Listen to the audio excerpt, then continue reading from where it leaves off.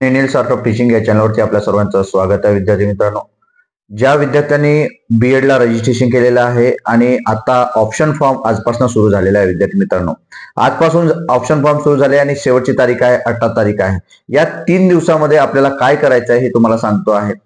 एक लक्षात घ्यायचं, ही माहिती जी देतो आहे ही महत्वाची माहिती आहे, अत्यंत महत्वाची माहिती आहे आणि यात जर तुम्ही चुका केल्यात तर नक्कीच तुमचा प्रवेश मात्र रद्द होणार आहे. विद्यार्थी मित्रांनो, म्हणून चुका करू नका. जर एक चूक तुम्हाला ते महागात पडू शकते आणि तुमचं वर्ष वाया जाऊ शकते आणि जे तुम्हाला आता मार्क्स मिळालेले ते मार्क्स पुढच्या वर्षी मिळेल याची काही गॅरंटी नाही. म्हणून घाई न करता तुम्ही हा व्हिडिओ संपूर्ण बघा, जेणेकरून तुम्हाला ही जी माहिती आहे ही माहितीच्या माध्यमातून या अपडेट जे काही असणार आहे त्या माध्यमातून तुम्हाला अर्ज करता येणार आहे. जे काही ऑप्शन फॉर्म आहेत, जे काही प्रिफरन्स तुम्ही टाकणार आहात ते महत्वाचं आहे, मेथड टाकणार ते महत्वाचे असणार आहे. लक्षात घ्यायचं आहे की आपण आता ही जी प्रोसेस आहे ही प्रोसेस आपण या प्रोसेस पर्यंत आपण पोहोचलेलो आहोत. महत्वाचा विषय काय तर तुमचं मेरिट लिस्ट मध्ये नाव आहे का. मेरिट लिस्ट मध्ये जर तुमचं नाव नसेल तर तुम्हाला अर्ज करता येणार नाही, ऑप्शन फॉर्म फिलअप करता येणार नाही. हे एक लक्षात घ्यायचं आहे. दुसरी गोष्ट की ऑप्शन फॉर्म फिलअप करत असताना तुम्हाला जी काही सूचना असेल ती सूचना आता लक्षात ठेवायची आहे की जे कॉलेज तुम्ही टाकणार आहात ते कॉलेज ज्या वेळेला तुम्ही म्हणजे जी मेथड तुम्ही टाकणार आहात ती मेथड तुमच्या त्या कॉलेजमध्ये आहे का ही माहिती तुम्हाला काढायची आहे. मग तुम्ही म्हणाल की सर ही माहिती आम्ही कशी काढू. तुम्हाला माहिती आहे तुम्ही ज्या एरियामध्ये तुम्ही राहतात आणि जिथं तुम्ही बीएड करणार आहात तर तिथील जे काही जुने विद्यार्थी असतील त्यांना तुम्ही विचारू शकता की ज्या वेळेला ते कॉलेजेस तुम्ही सिलेक्ट करता त्यावेळेला त्या कॉलेजला कोणती मेथड आहे हे तुम्हाला समजते. जर कॉलेजला ती मेथड नसेल आणि तुम्ही जर ते मेथड टाकत असाल तर तुमचा प्रवेश रद्द होतो, जर तुम्हाला ती मेथड त्या कॉलेजला नसेल तर. म्हणून ती चूक करू नका. कोणती मेथड आहे ते चेक करा. नंतर तुमचा कोणता विषय आहे त्यानुसारच ते मेथड तुम्ही टाकायचं आहे. तुमचे जे काही आर्टचे सब्जेक्ट असेल, तुमचे जे सायन्सचे सब्जेक्ट असेल, तुमचे कॉमर्सचे सब्जेक्ट असेल, मॅनेजमेंट असेल, लॉ असेल, ऍग्रिकल्चर असेल, जे तुमचे जे काही मेथडचे सब्जेक्ट आहेत तेच तुम्हाला टाकायचे आहे, जे तुमचे ग्रॅज्युएशनचे मेथड आहेत ते लक्षात घ्यायचं आहे. दुसरी गोष्ट एक लक्षात घ्यायची आहे की हे जे बीएड आहे हे बीएड जे आपण करतो आहे हे ग्रॅज्युएशन बेसवर आहे.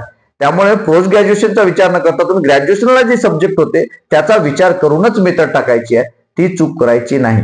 नंतर तुम्ही जेव्हा कॉलेजचे प्रिफरन्स टाकत आहात, प्रिफरन्स टाकत असताना हे लक्षात घ्यायचा तुम्हाला ज्या सिटीमध्ये तुम्हाला ते कॉलेज घ्यायचं आहे त्या सिटीमधले कॉलेज तुम्ही ऍड करा. तेच कॉलेज तुम्हाला शेवट खाली दिसते.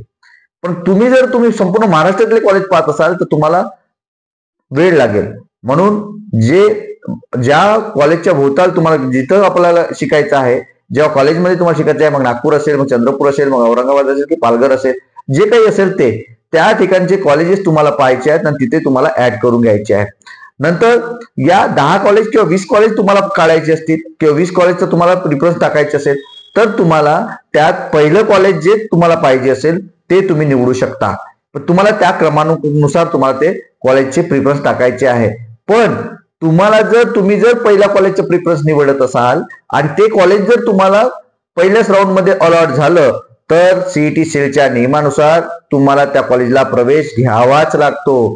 जर तुम्ही प्रवेश घेतला नाही तर तुम्ही तिथून बाद व्हाल आणि तुमचा विचार कधी केला जाईल, इन्स्टिट्यूशनल राऊंडला विचार केला जाईल. तुम्ही म्हणाल की मला हे कॉलेज आवडलं नाही, मला या कॉलेजला जायचं नाही, मी त्या ठिकाणी जाऊ शकत नाही, मी तिथे जाणार नाही. तुमचा त्या ठिकाणी विचार केला जाणार नाही, डायरेक्ट इन्स्टिट्यूशनल राऊंडला विचार तुमचा केला जाणार आहे, हे सुद्धा लक्षात घ्यायचं आहे. म्हणून ही चूक करू नका. जर प्रिफरन्स टाकायचे आहे तर प्रिफरन्स टाकत असताना पहिला, दुसरा, तिसरा, जर तुमचं पहिलं मिळालं तर तुम्हाला पुन्हा चान्स नाही, तिथं तुम्हाला प्रवेश घ्यावाच लागतो. म्हणून कॉलेज सुद्धा विचार करून प्रिफरन्स टाका. जर तुम्हाला second number, third number, fourth number जर कॉलेज मिळालं तर तुम्हाला मात्र त्या ठिकाणी बदल सेकंड राऊंड साठी करता येणार आहे.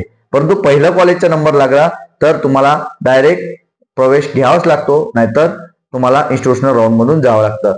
ह्या ज्या बाबी आहेत ह्या बाबी महत्वाच्या आहेत. त्यामुळे एक मेथड कॉलेजमध्ये आहे की नाही चेक करणं. दुसरी गोष्ट प्रिफरन्स, तुम्ही पहिला नंबर तुम्हाला आवडत असेल तर तो पहिल्या नंबरचा कॉलेज जर तुम्हाला भेटला तर तिथं प्रवेश घ्यावाच लागतो. नंतर संपूर्ण कॉलेजची माहिती आपल्याला, संपूर्ण म्हणजे कोणते, फक्त जे काही 20-10 कॉलेजेस असेल त्याची माहिती तुम्हाला काढायची आहे, तेच कॉलेज तुम्हाला त्या ठिकाणी ऍड करायचे आहे. नंतर फॉर्म किती कॉलेजचे तुम्ही प्रिफरन्स टाकू शकता असा सुद्धा विद्यार्थ्यांचा प्रश्न आहे. तर तुम्ही संपूर्ण महाराष्ट्रातील कॉलेजचे नावं तुम्ही टाकू शकता, पण तुम्हाला कोणतंही कॉलेज मिळू शकते हे लक्षात ठेवायचं आहे पूर्ण कॉलेजचे प्रिफरन्स टाकले तर. म्हणून जे चांगले कॉलेजेस आहेत, गव्हर्नमेंट कॉलेजेस आहेत, गव्हर्नमेंट ऍडेड कॉलेजेस आहेत, याचा विचार तुम्ही करायचा आहे. रेग्युलर करायचं असेल तर रेग्युलरचा विचार करा आणि इनरेग्युलर करायचा आहे तर इनरेग्युलरचा विचार करा. ह्या दोन्ही गोष्टी तुम्हाला माहिती काढूनच भरायचं आहे. अधिक ही जी माहिती आहे, हे 3-4 हे जे मुद्दे सांगितले हे महत्वाचे आहे. या पुढील जी माहिती असणार आहे विद्यार्थी मित्रांनो, ते ऑप्शन फॉर्म भरायचा कसा, काय काय प्रोसिजर आहे, हे सुद्धा मी तुम्हाला या ठिकाणी सांगणार आहे. परंतु व्हिडिओ पाहिल्याशिवाय कोणी अर्ज करू नका, ऑप्शन फॉर्म भरू नका. ही जी माहिती सांगितली अत्यंत महत्वाची माहिती आहे. अशाच माहितीकरिता आपण माझ्या या चॅनलला सबस्क्राईब करा, जेणेकरून येणारे जे काही अपडेट असेल ते अपडेट आपल्याला कायमस्वरूपी मिळेल. आणि डिस्क्रिप्शन बॉक्समध्ये स्नेहनील्स आर्ट ऑफ टीचिंगचा जो ग्रुप आहे त्यावर जॉईन व्हा, व्हॉट्सअपचा ग्रुप आहे त्यावर जॉईन व्हा, जेणेकरून तुम्हाला अपडेट आपल्याला मिळत राहील. प्रत्येक प्रश्नाचं तुम्हाला उत्तर त्या ठिकाणी मिळेल. पुढील जो व्हिडिओ असणार आहे विद्यार्थी मित्रांनो, हा अर्ज कसा करायचा, ऑप्शन फॉर्म कसा भरायचा, कॉलेज कसे टाकायचे या संदर्भातला असणार आहे. धन्यवाद.